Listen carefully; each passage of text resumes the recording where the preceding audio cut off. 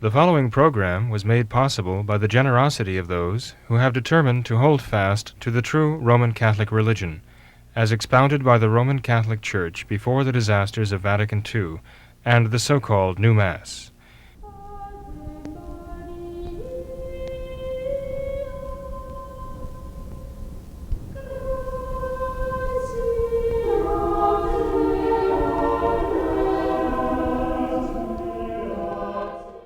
Welcome back to What Catholics Believe.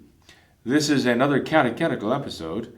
In fact, the last session we had, I had finished reading Lesson 3 in the Catechism, brief Catechism for adults, and mentioned that because of modern-day atheism, I thought it would be necessary to actually give a little tutorial or a consideration of the problematic atheism of today, because it's different from the atheism of the past. I mentioned in the last program, for which this is kind of a sequel, that Sacred Scripture tells us that the fool says in his heart, there is no God. I mentioned we find that twice in the Psalms, Psalm 13 and Psalm 51. The fool says in his heart there is no God. He doesn't just say there is no God, he actually believes it. And because there are many who would say there is no God, but their actions prove that they're not sincere.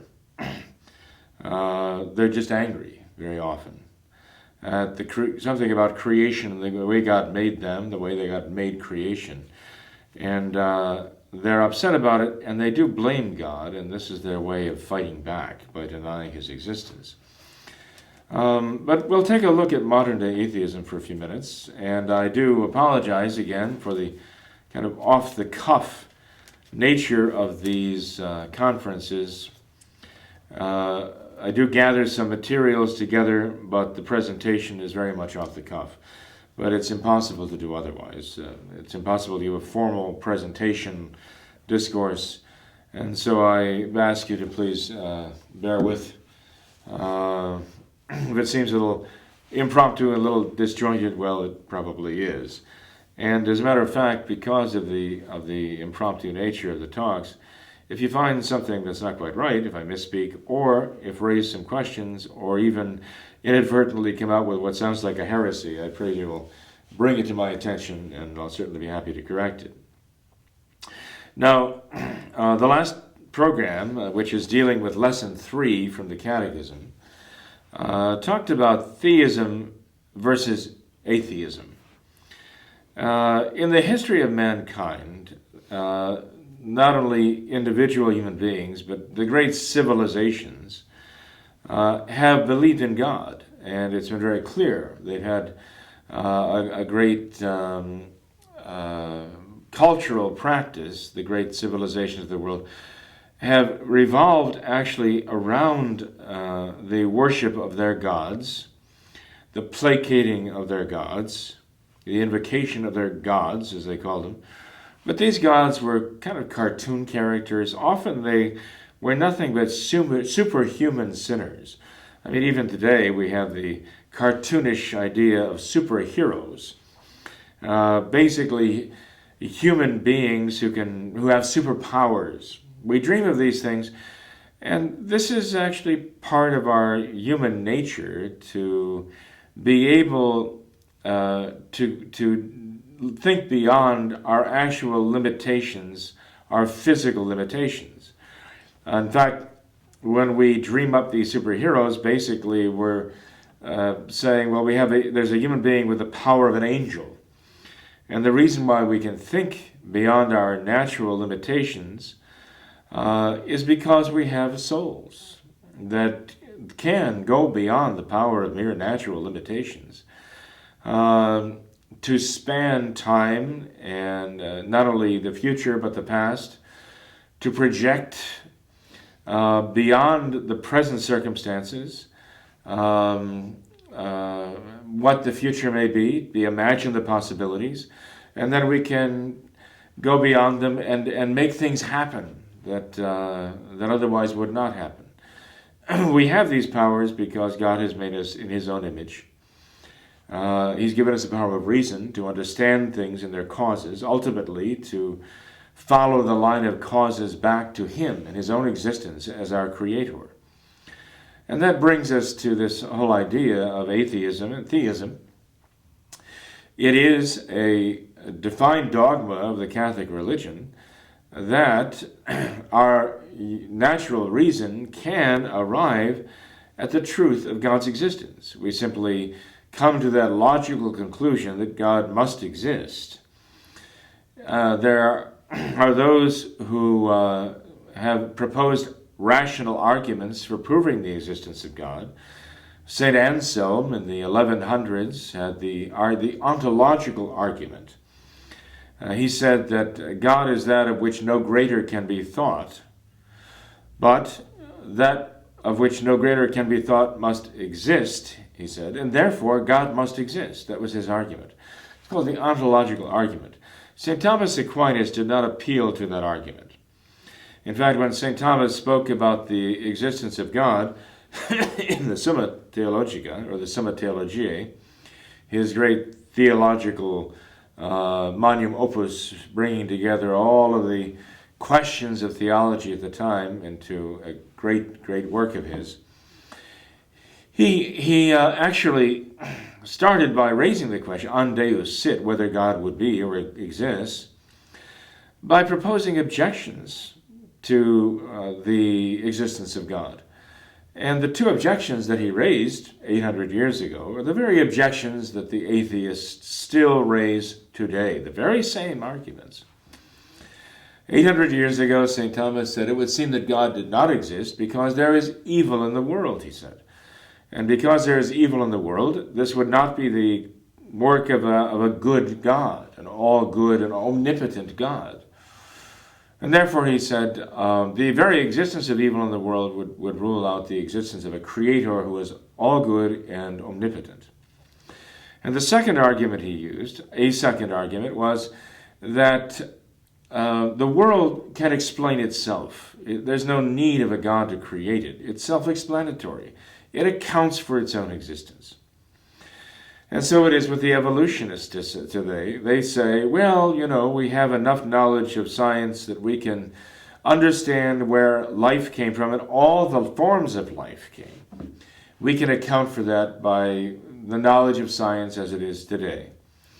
And so we don't need to think in terms of a God creator. We don't need to think in terms of an intelligent designer. So that's superfluous. To posit a God who created it is unnecessary and superfluous. This is the argument that these are the two arguments that St. Thomas Aquinas brought up. As I say, they're 8 centuries old now, and no doubt longer ago than that, people were thinking of them. St. Thomas didn't invent them. He basically inherited them and used them in the Summa.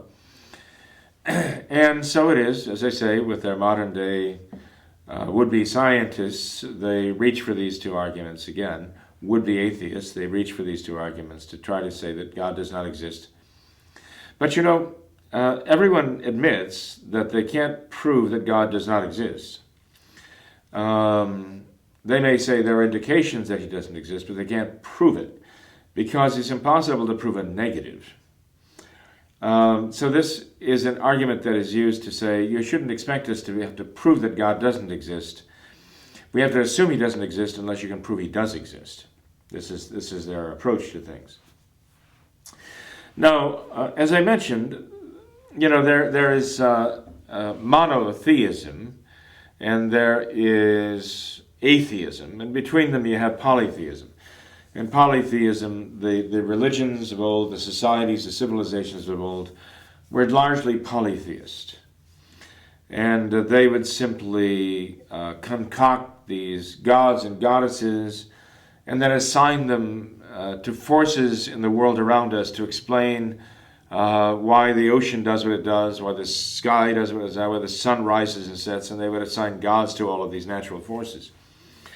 As I say, very often they were given personalities of superhuman sinners, but we know that these are all they're mythological characters. It's all they're just pure human invention, but they were in need of the human mind to explain things, to find a why and a wherefore. They're even a manifestation of the fact that we have souls, that we demand explanations and answers. Even alchemy, in its day, back in the Middle Ages, it had a certain mystical, magical idea, trying to explain how we can turn one substance into another. At that time, we didn't understand how it could be done. So the appeal to occult forces, mind over matter, trying to turn substances into other substances, and of course, ultimately we'd like to turn them all into gold, wouldn't we? And to wealth. And that's why alchemy became the idea of turning other base substances into gold, or finding the philosopher's stone, as they would say. This was obvious. It was thematic in Goethe's Faust, for example, the idea of seeking these occult powers. But actually, there was a legitimate alchemy too, in the sense that it leaned toward more chemistry and developed into chemistry and actual science. Because we discovered with our science that it's possible actually to turn one substance into another, and it's the use of our reason, our intelligence, understanding things and their causes that gives us this power. But now we've come to the point where we've used this ability to almost declare ourselves to be God and ourselves independent of God, because we feel that we have the knowledge and the technology necessary to take care of ourselves, and we don't have a need for God anymore. Not only intellectually to answer the questions of the existence of the universe, but even to take care of ourselves, provide for ourselves, get the things we want, save ourselves from hardships, from pain, and perhaps even death. To achieve a kind of immortality by our own clever wizardry, using the forces of nature at our disposal. We have mastered them, we think. And yes, the time has come when we might be on the verge of complete apostasy, declaring ourselves to be God, even as St. Pius X feared, and he expressed that fear in his first encyclical in 1903. Maybe we're at that point where we're ready to declare ourselves to be our own gods. Where does this atheism, where does it come from? And what is the state of this atheism today? Well, it is caused by pride, certainly. It is a manifestation of the very first temptation of Satan, of Lucifer in the Garden of Eden, to Eve. Lucifer did not have to convince Eve that she was hungry to make her eat the fruit of the tree of the knowledge of good and evil. All he had to do is convince her that if she did eat of it and defy God, she would be her own God. That was the temptation. It was to her pride. It was not to her stomach. And so Eve bit, thinking that this would make her God, knowing good and evil, able to make her own rules for herself, be independent of the God who made her. This is a temptation that has been a constant drumbeat throughout history, through Gnosticism, that we are really God, and we need to acknowledge that we are God, and we need to defy the God who created the world and imprisoned us here, and assert our own divinity, right down to the modern theosophists who claim that their Lord Maitreya is going to come into the world as the teacher of mankind. And what will he teach mankind? He will teach mankind that mankind is God. The same theme throughout, from the beginning to end, Lucifer's downfall. Be your own God. This is what is the temptation. He always brings back that temptation.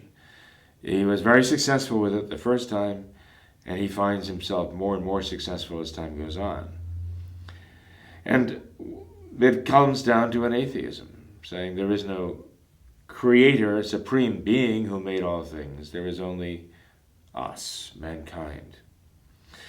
That's the temptation that does not go away.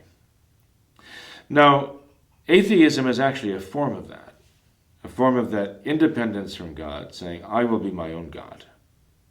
because there is no God over me. Now, to pick up the theme here, I want to mention that the day we're living in here is kind of a day of universal skepticism.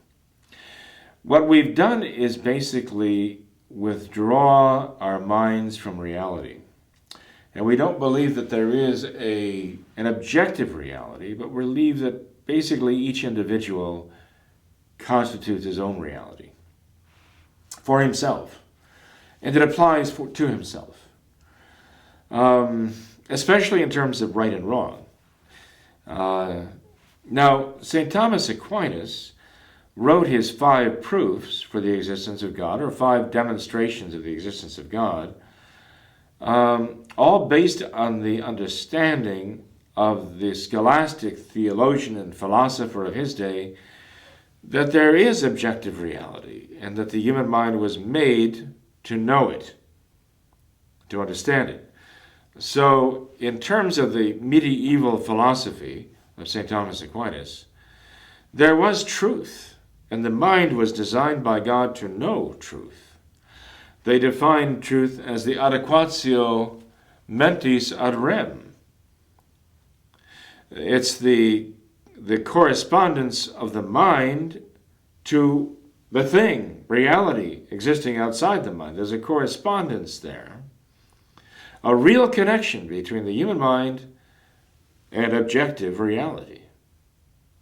So when St. Thomas Aquinas posits his 5 ways of knowing the existence of God, he's dealing with that basis, that the mind was made for truth, and truth is there. Objective reality. For example, the first proof that St. Thomas uses is the argument from motion. He says that things in the world are in motion, they move. Now, he had never looked into the molecule or looked into the atom, but he would have said the same thing about them. They are all in motion. So they would have just ratified what he was saying. Everything in the world is in motion. But one thing we see is that everything in motion has to be set in motion by something else in motion. Things are moved by other things. Actually, he was actually having a kind of, you might call it a premonition of Newton's laws, requiring that motion be conveyed and nothing really moves of itself. But St. Thomas foresaw this idea of motion, and he says that while in the world that we live in, the universe, there is this motion, everything is in motion, and it's set in motion by other things in motion. That you can't have that go ad infinitum. There had to be a first mover. Something had to set things in motion. We can imagine in our human minds, once motion begins, that it continues and things can convey motion to each other. But we can't think in terms going back in time that there was no beginning to this. An infinite series of causes of motion, one thing moving another. There has to be some foundation for it all, and that has to be a first mover, he says. And it might go back to this, to help us understand that a little bit. We ourselves have a beginning. We know that.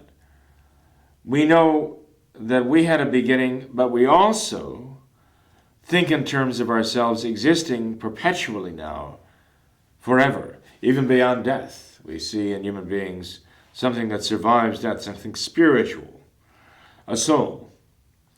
And so the vast majority of mankind, not only now, but always in the past, have understood this. And they consider it to be a matter of just common sense, that there is something in us that is not simply material, but is, we would consider it spiritual and immortal. So we can think of ourselves as being immortal and existing perpetually once we get started. But we have a hard time conceiving of ourselves as being perpetually, having been there always, and having no beginning. In the created world, in the natural world, this is the way it is, we think of having beginning. And even if we can conceive of them going on forever into the future, we cannot conceive of them having had no beginning at all, no start. It's just the nature of things and the way we think.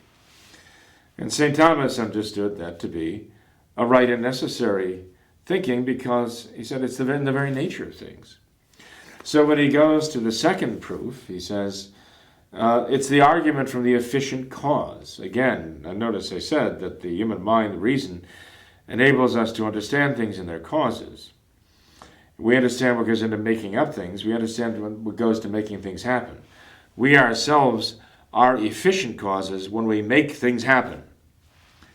And so we see this world needs an efficient cause, an actual maker, he says. There's a sequence of causes. It sort of harkens back to the motion, too. There's a sequence of causes that we see things happening in the world, cause and effect, cause and effect. And we see that this could not go back into the past ad infinitum, such that there was simply a series of causes with no beginning. It is repulsive to our mind to envision that. And so we say that reason itself necessitates there be an uncaused cause. We see that there is a creation, but we see that there must be an uncreated creator, a creator of all things who himself is not created, because it's his nature to be, to exist. And this brings us to the idea of a necessary being. That's St. Thomas's third point.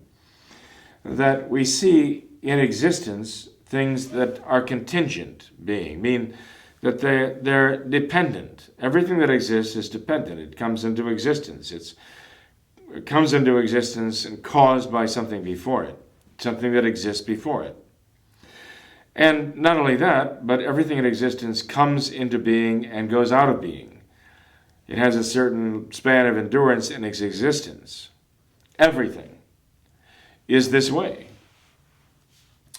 And therefore, he says, even in the order of existence, since everything that we know derives existence, exists, and then somehow fades away and disintegrates, falls away, and no longer exists, we realize that looking backward in time, there cannot be an infinite series of these contingent beings, but the mind demands a necessary being who simply is,